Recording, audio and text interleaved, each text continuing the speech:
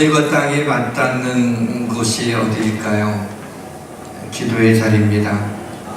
누군가가 우리를 기억할 때 기도의 사람으로 기억된다면 참 복된 사람일 것입니다.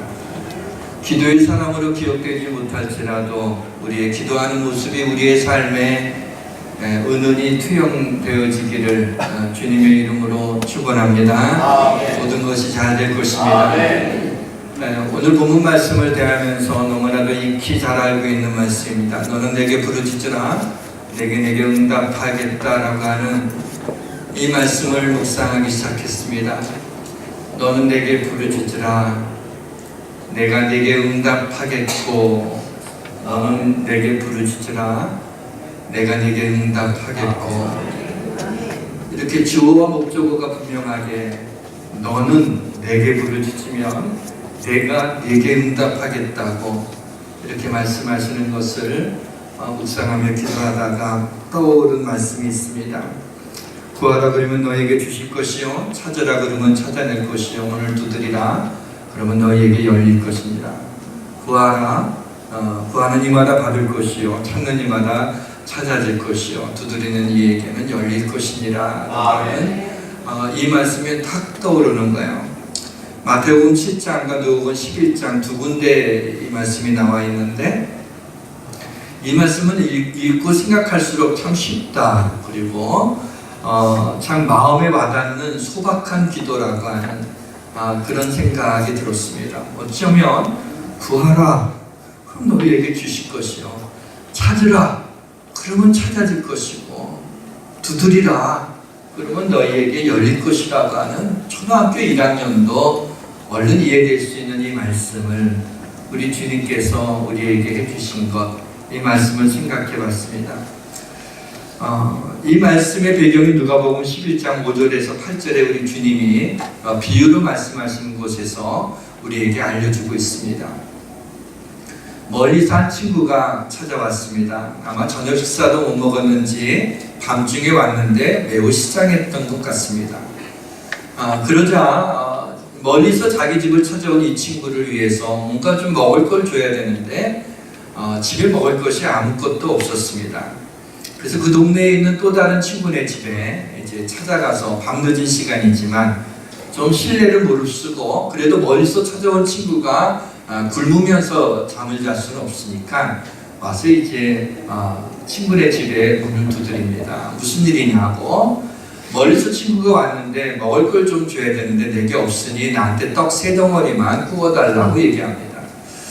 그러자 이 친구는 아니 지금이 몇 시인데 그리고 내가 아이들하고 같이 잠을 자려고 잠자리에 누워있는데 왜 나를 괴롭게 하냐고 그러면서 그 청을 받아들일 수 없다고 얘기합니다. 그렇지만은 그냥 돌아갈 수가 없었어요. 왜냐하면 자기 집에 있을 이 굶고 있는 이 친구를 위해서는 여기에 떡이 있다는 걸 분명히 알기 때문에 계속 문을 두드리는 겁니다. 그럴 때 예수님께서 그 결론을 이렇게 얘기해 주셨죠. 비록 벗됨을 인하여는 일어나 주지 않더라도 그 간청함을 인하여 일어나 그 요구대로 주리라. 뭐냐면 문을 두드리는데 누가 이겼습니까? 문을 두드리는 자가 이겼어요. 왜냐하면 떡이 거기에 있다는 걸 분명히 알기 때문에 어떻게 해서든지 그 떡을 받아야 되기 때문에 계속해서 문을 두드리고 있고, 그것이 귀찮아서 괴로워서 그냥 잠자리에 누워있으니까 주고 싶지 않은 이 친구는 안 주려고 버텼지만은 그러나 계속 문을 두드리니까 이러다가는 내가 잠을 한숨도 못 자겠다는 생각이 들어 결국에는 일어나서 내가 친구기 때문에 주는 게 아니라 나를 괴롭히니까 계속 문을 두드리니까는 그 간청함 때문에 내가 그 요구대로 주겠다 하면서 준 것입니다. 무엇을 얘기하고 있는 걸까요? 문이 열릴 때까지 두드리라는 것은 뭐냐면 낙심치 말고 기도하라는 것입니다. 주님이 기도에 대한 교훈을 우리에게 많이 주셨는데 가장 포커스가 되는 점이 바로 뭐냐면은 너희가 낭망치 말고 기도해야 될 것에 대해서 여러 비유로 말씀하시면서 우리가 기도하다가 실망하지 말라고, 기도하다가 낙심하지 말라고, 기도하다가 안 들어주시는 건 하고 스톱하지 말라고, 끝까지 언제까지? 문이 열릴 때까지 두드리라고 그렇게 말씀해 주고 있습니다. 근데 여러분 아십니까? 주님이 이 말씀을 하기 전에 먼저 주님이 우리의 마음을 두드렸다는 것을 아십니까? 주님이 젠틀맨이신 것 같아요. 왜냐하면 그냥 우리한테 너희가 문을 두드리라고 얘기하지 않고 주님이 먼저 우리의 마음을 두드리셨거든. 그래서 우리가 그렇게 마음이 완악하여서 주님을 영접하기가 쉽지 않았지만 주님이 포기하지 아니하시고 우리를 향해 계속해서 마음의 문을 두드려서 우리가 요한계시록 3장 20절에 보니까는 누구든지 내 음성을 듣고 내가 문 밖에서 두드리노니 누구든지 내 음성을 듣고 문을 열면 내가 그에게로 들어가 그로 더불어 먹고 그는 나로 더불어 먹으리라. 아멘. 주님이 문 밖에 서서 두드릴 때 우리가 마음의 문을 연 것처럼 이제는 너희가 너희의 괴로운 것들이 있을 때 너희의 마음의 소원이 있을 때 나에게 문을 두드리라. 아멘. 그러면 내가 열어주겠다는 거예요. 주님은 우리에게 뭐냐면 너는 내게 부르짖으면 내가 내게 주겠다고 응답하겠다고 그렇게 약속하셨어요. 떡 세 덩어리가 있다는 걸 알기 때문에 끝까지 문을 두드릴 수 있었어요.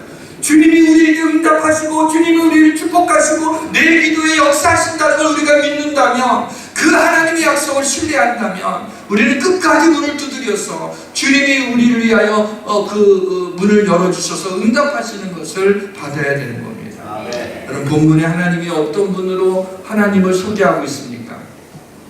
이를 행하시는 여호와 그것을 만들고 성취하시는 여호와라고 그랬어요. 이를 만드시는 여호와고 그 다음에 그것을 행하시고 성취하시는 여호와 하나님이시라는 겁니다. 기도는 하나님이 나를 위하여 일하게 만드시는 것이고 하나님은 그 일을 만들고 성취하시는 분입니다. 그게 기도예요. 자, 이 말씀에는 여러분의 동의가 필요해요. 기도는 하나님이 나를 위해 일하시게 만들고 그 일을 만들고 성취하시는 분임을 믿습니까? 네. 믿습니까? 네. 이분이 동의가 돼야죠. 내가 내심으로 살아가게 되면 어떤 일을 만날 때 내심으로 살아가면 내심으로 사는 겁니다. 그러나 내게 있는 어떤 일들을 하나님 앞에 맡기고 하나님 앞에 이것을 도와달라고 구하게 되면 그때부터 하나님이 나를 위하여 일하시는 것입니다. 내가 나를 위하여 일하는 것과 하나님이 나를 위하여 일하시는 것 어느 것이 더 여러분 좋은 결과를 가져올까요?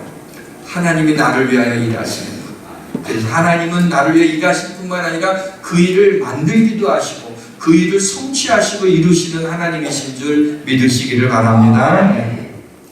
누가복음 15장에 보게 되면 예수님이 세 가지 비유를 이렇게 세트로 이렇게 15장에다가 담아 놓으셨어요. 그러면은 잃은 양의 비유가 나옵니다. 두 번째는 잃은 드라크마의 비유가 나오고요. 세 번째는 잃은 아들의 비유가 나옵니다. 잃은 양의 비유에서 이런 말씀이 나오죠. 잃은 양을 이렇게 찾는 목자가 그 잃은 것을 찾아내기까지 찾아다니지 아니하겠느냐? 그렇게 한다는 얘기죠. 찾아내기까지 찾아다니지 아니하겠느냐? 찾아낸즉 그 양을 어깨에 메고 즐거워하여 이런 말씀이 나와요.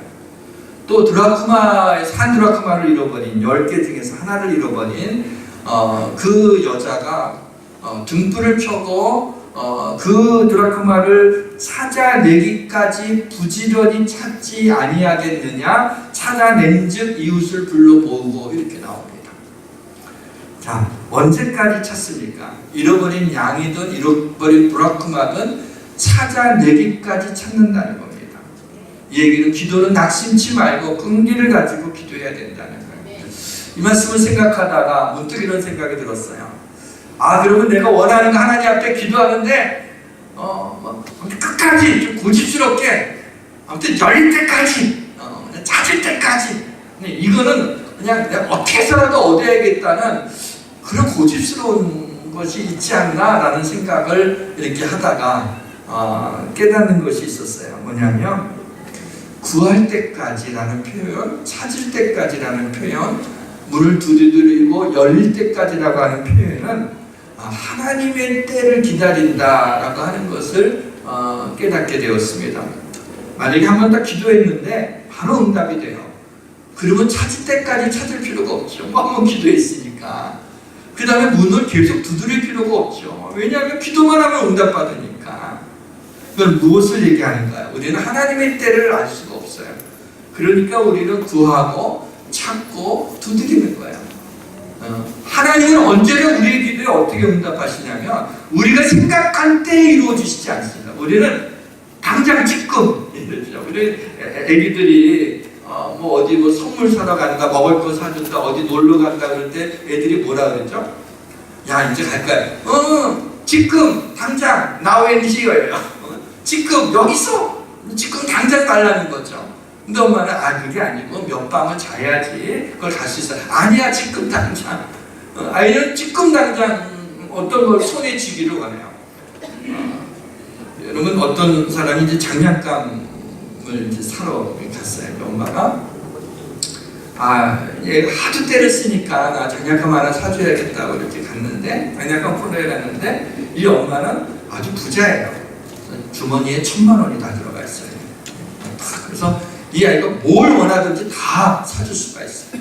그 정도로 이제 또 이 아이를 사랑하니까 다 사주고 싶은 마음도 있어요. 장난감 갔는데 이 아이가 눈이 휘둥그레져가지고 이거 새로 나오더라고요. 장난감을. 이것도 좋다고. 이것도 좋다고. 애가 막 골라요. 그럼 엄마 그것도 담고 이것도 담고 이것도 담고 저것도 담고 다 담아요. 그런 엄마 있나요? 아무리 능력이 있고 그 사줄 수 있고 그렇게 사랑하는 아이지만은 아이가 원하는 거 장난감을 다 그걸 담아 갖고 가는 그런 엄마가 있나요? 돈이 아무리 많아도 이것이 우리 아이한테 필요한 건가? 혹시 좀 해가 되지 않나? 집중력을 저하시키진 않나? 아주 며칠 있으면은 이 아이의 생일인데 이거 지금 사줘야 되나? 이거 사다 놓고 또 놀지 않고 그냥 집에다가 쌓아놓고 있지는 않나? 뭐 이런저런 생각을 하면서 이 아이에게 필요한 것들을 얘가 원하는 걸 다 해주는 게 아니라 이 아이에게 필요한 것들을 그걸 사주지 않겠습니까? 중요한 것은 뭐냐면 우리가 하나님 앞에 그렇게 문을 두드리고 그렇게 찾고 그렇게 구하는 이유는 그렇게 하나님 앞에 기도하고 낙심치 않고 기도하는 가운데 하나님 앞에 구하고 기다리는 가운데 우리가 하나님을 바라보게 되고 하나님의 도우심을 구하게 되고 하나님의 선하신 뜻을 기다리는 믿음을 훈련시킬 수 있다는 거죠. 우리는 하나님 앞에 기도하면서 어떤 걸 얻기를 원하고 문제가 해결되기를 원하지만 하나님은 충분히 그렇게 하실 수 있는 전능하신 하나님이시지만 때로는 우리에게 좀 더 기도하기를 원하는 때가 있어요. 왜냐하면 그걸 통해서 하나님은 우리와 만나시고 우리를 교제하시고 하나님만 의지하는 믿음의 사람으로 우리를 연단시켜 주시기 위해서 하나님은 그러실 때가 있다는 거죠. 하나님의 때가 있다는 것입니다. 사랑하는 성도 여러분, 하나님은 항상 구하는 것에 가장 좋은 것을 가장 좋은 때에 우리에게 주시는 좋으신 하나님이심을 믿으시길 주님의 이름으로 축원합니다. 여러분 앞날이 불안하십니까?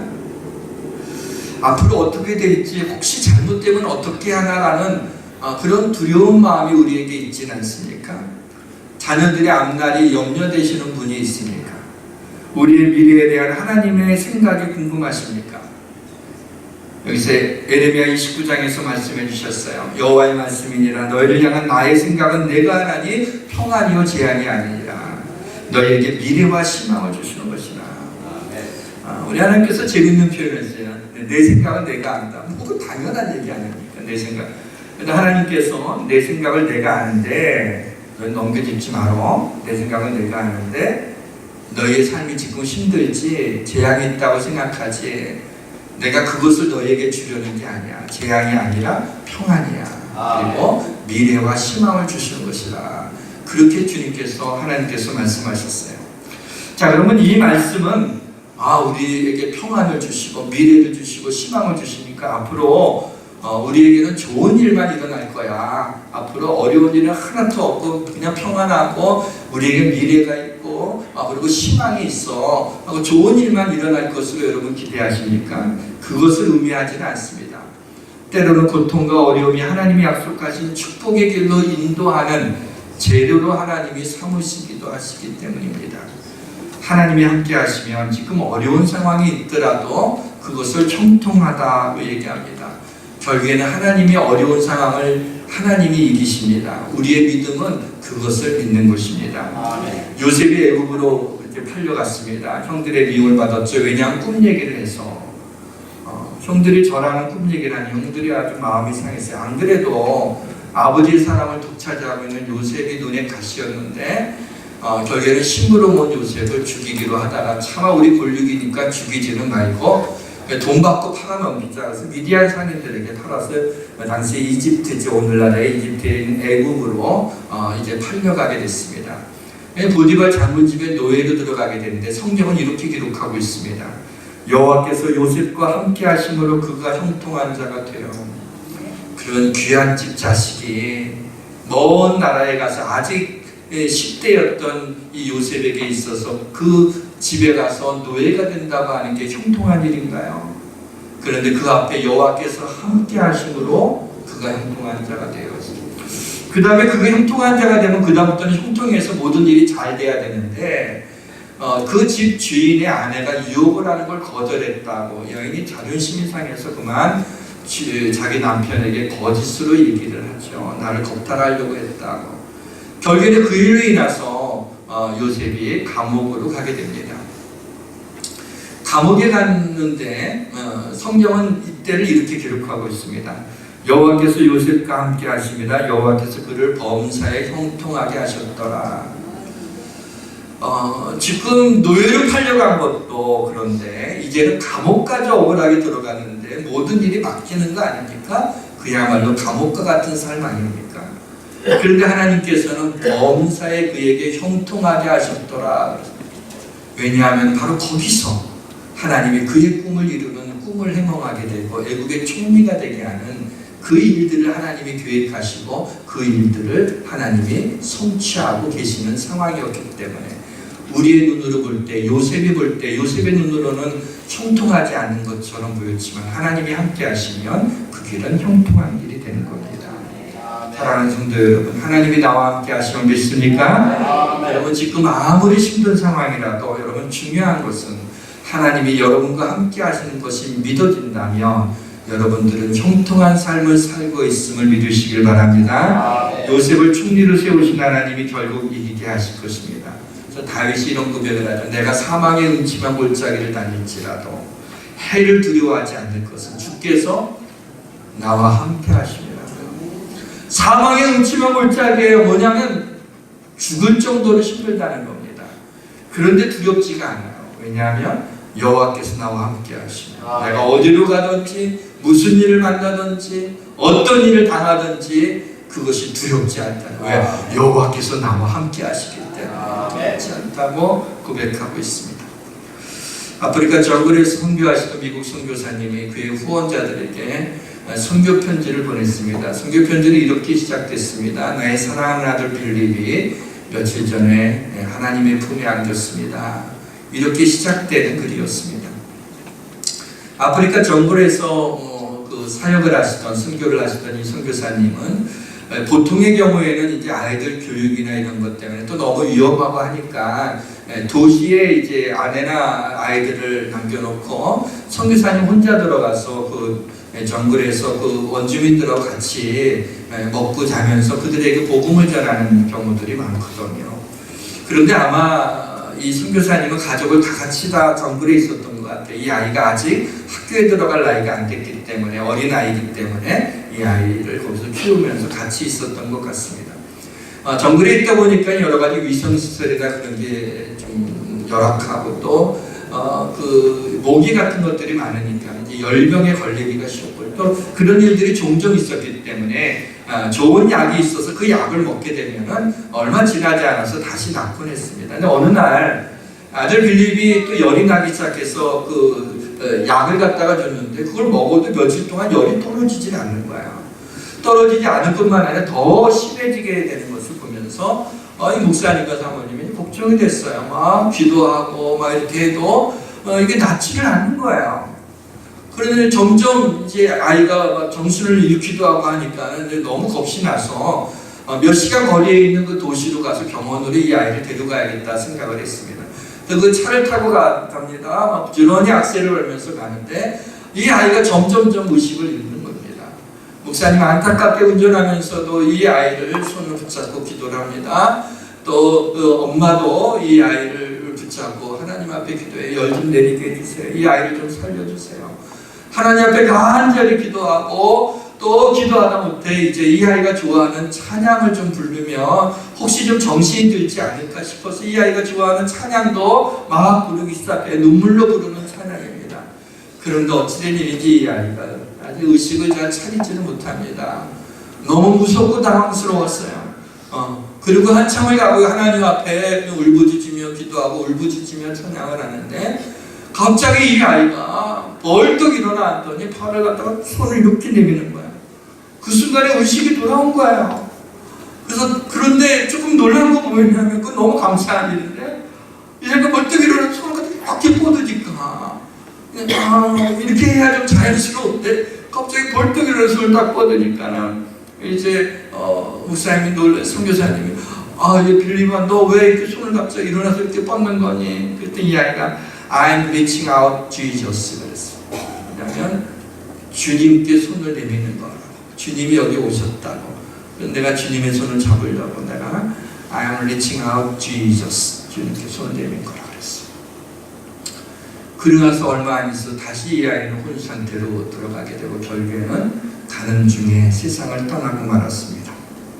선교사님 부부가 그 선교 편지에서 고백을 합니다. 주님이 우리를 위로하셨습니다. 이 아이를 그냥 데려가시지 않고 벌떡 일어나게 하셨어요. I'm reaching out Jesus. 내가 주님께 손을 내민다고 그 말을 하고 우리 곁을 떠났습니다. 우리 아이와 함께 주님이 함께 하셨습니다.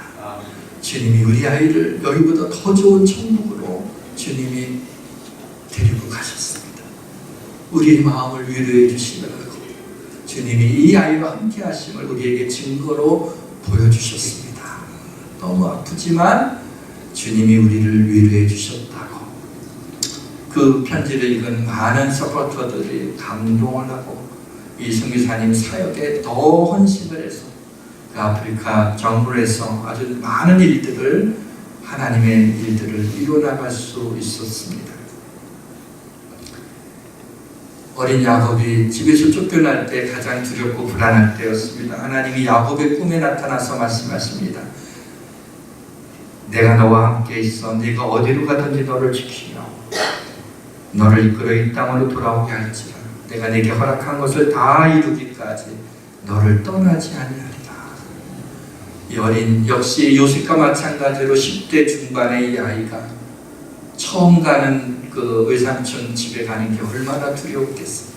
다시는 엄마 아빠 얼굴을 볼 수 없을지 모른다는 그런 불안감을 가지고 떠나게 될 때 그 광야에서 그 루스 땅에서 하나님이 나타나셔서 내가 너와 함께 있겠다. 네가 어디로 가든지 너를 지켜주겠다. 그리고 이 땅으로 다시 오게 하고 내게 허락한 걸 다 이루기까지 내가 너를 떠나지 않겠다. 떠나지 않겠다. 야곱은 바로 그 야곱의 꿈, 베델의 꿈을 가지고 그의 험악한 인생을 살아갈 수 있었던 것입니다. 사랑하는 성도 여러분, 힘드십니까? 손을 내미시기 바랍니다. 목사님, 선교사님의 아들 I'm reaching out Jesus. I'm reaching out Jesus. 주님께 손을 내미시고 주님께 손을 내미시면 주님이 우리의 손을 잡아 주실 것입니다. 아멘. 사랑하는 성도 여러분, 하나님이 약속하신 것, 하나님이 허락하신 것을 다 이루기까지 나를 절대로 떠나지 않을 것을 믿으시길 주님의 이름으로 축원합니다. 아멘. 하나님이 나와 함께 하신 걸 어떻게 느낄 수 있어요? 기도입니다. 기도할 때 하나님이 나와 함께 하심을 느낄 수 있는 겁니다. 무슨 일을 만나든지 하나님께 기도하면 소망이 있습니다. 아멘. 때로는 축복된 길을 만나도 기도하셔야 돼요. 이 축복이 나를 교만하지 않게 하시오. 이 축복이 변하여 근심 있는 복이 되지 않게 해달라고. 그리고 이 축복이 변하여 화가 되지 않게 해달라고 겸손히 하나님 앞에 잘 될 때도 간절히 기도하셔야 됩니다. 네. 때로 어려운 일을 만나도 기도하셔야 됩니다. 아무리 힘들고 어려운 상황이 있더라도 기도만 할 수 있다는 소망이 있습니다. 왜냐하면 하나님이 우리 기도를 들으시고 응답하실 것이기 때문입니다.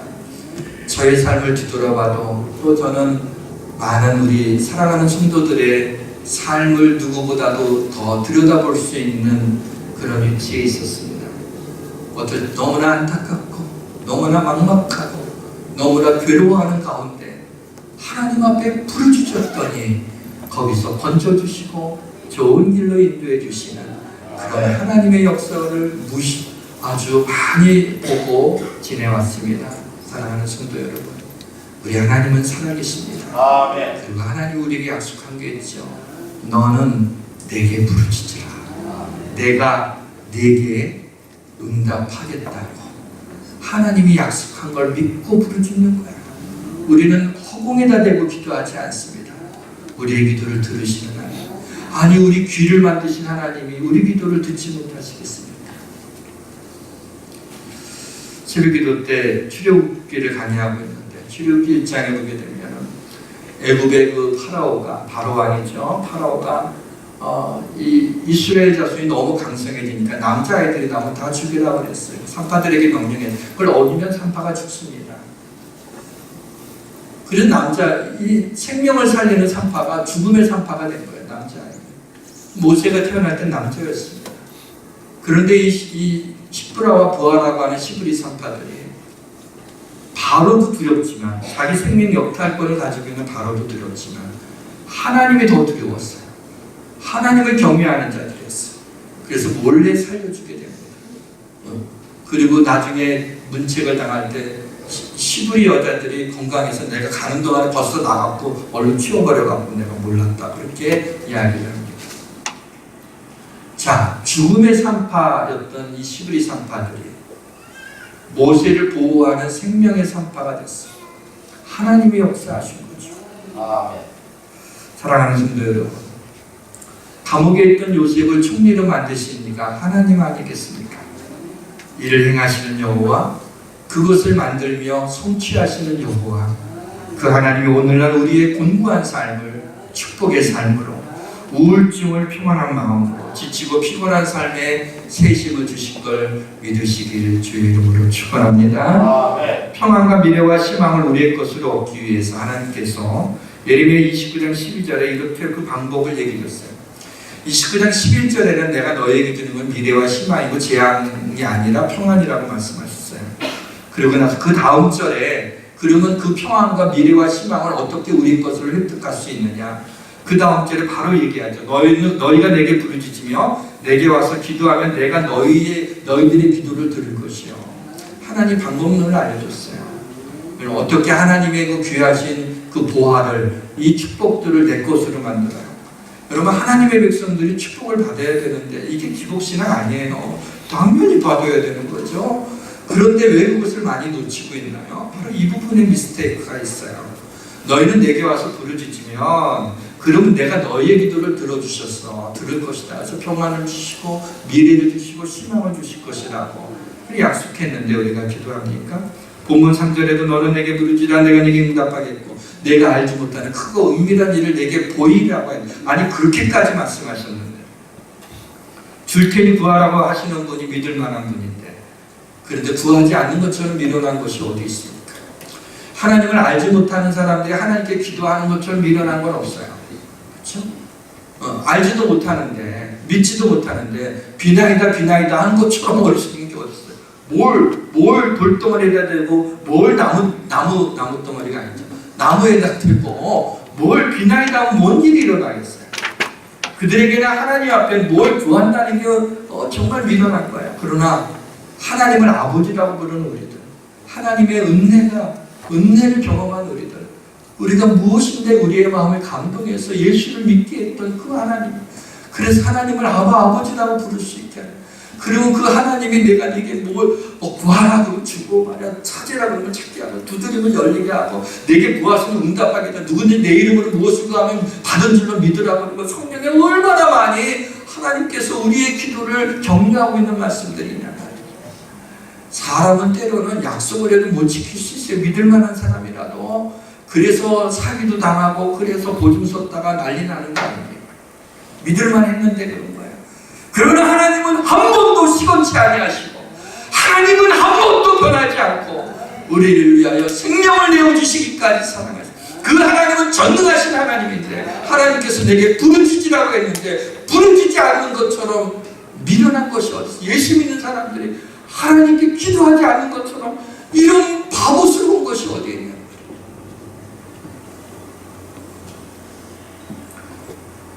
그러다가 문득 왜 하나님이 우리한테 부르짖으라고 했을까? 도대체 누가 아쉬운 건가? 우리가 아쉽잖아요. 그런데 하나님이 더 애가 타서 우리한테 너희가 내게 부르짖으면 내가 내게 응답하겠다고, 무엇이든지 구하면 받은 줄로 믿으라고, 내 이름으로 무엇이든지 구하면 다 이루리라고 왜 그렇게 말씀하셨을까? 그 부분이 좀 궁금했어요.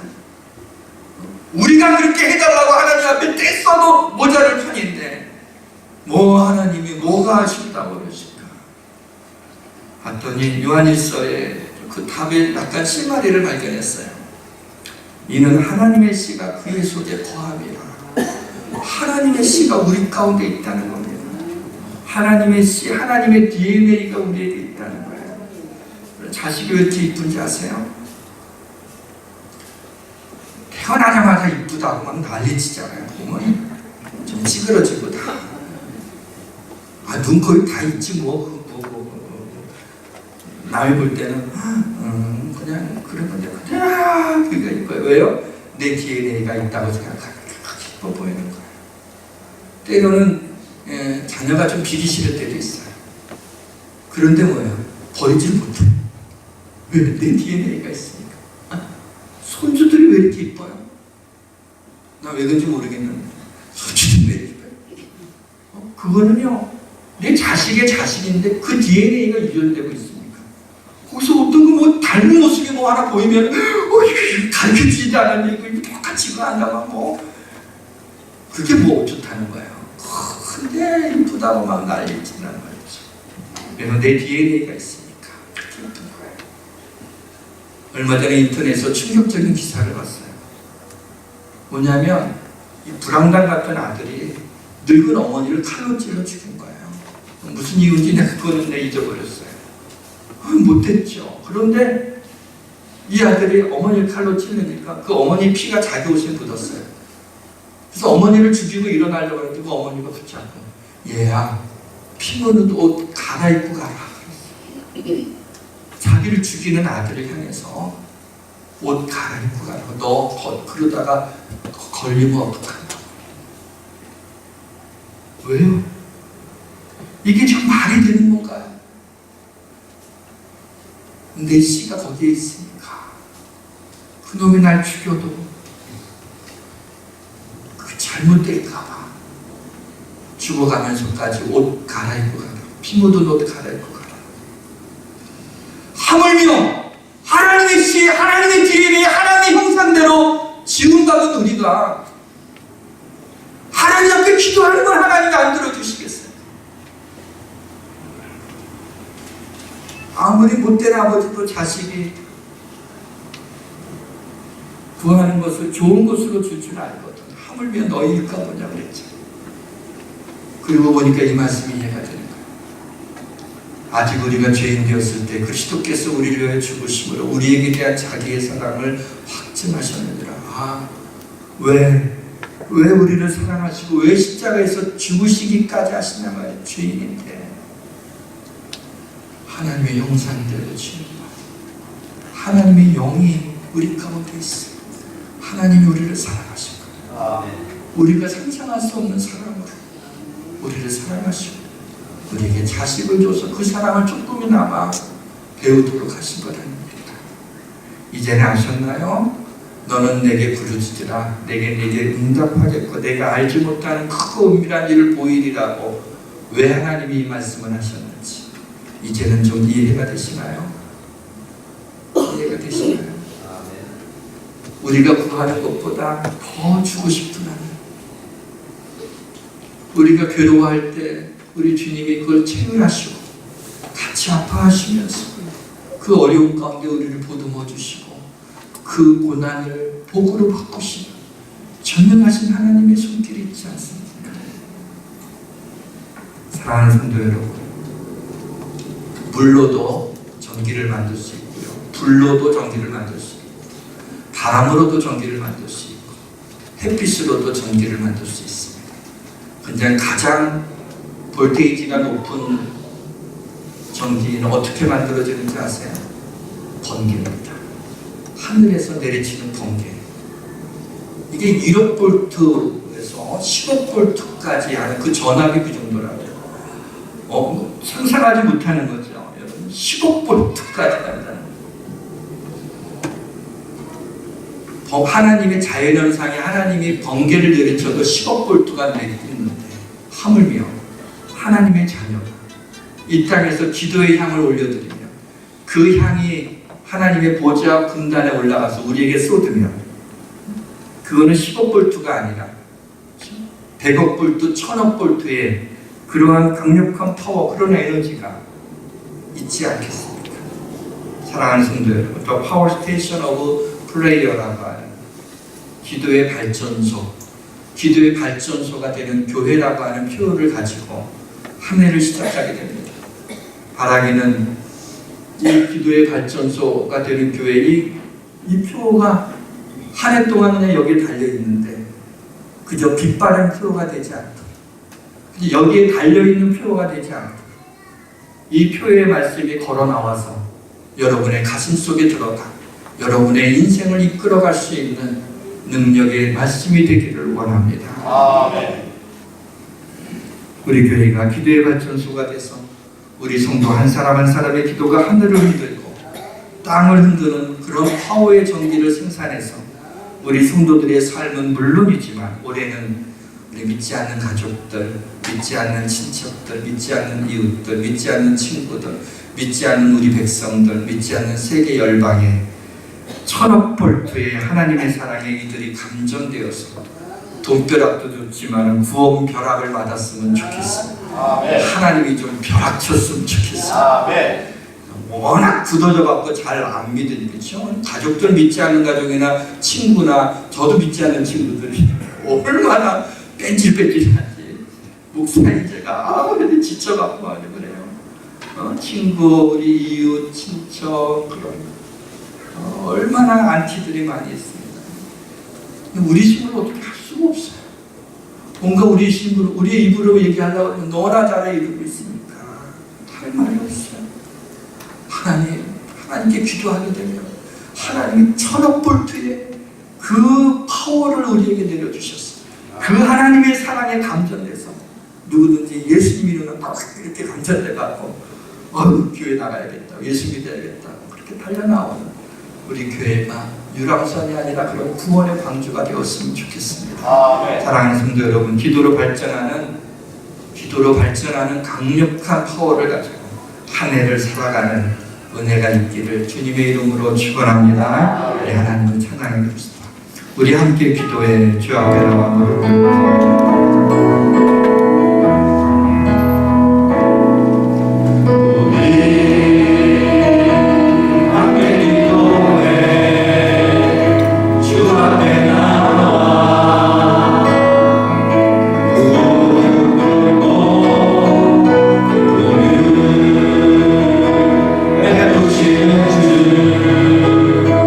하늘을 향해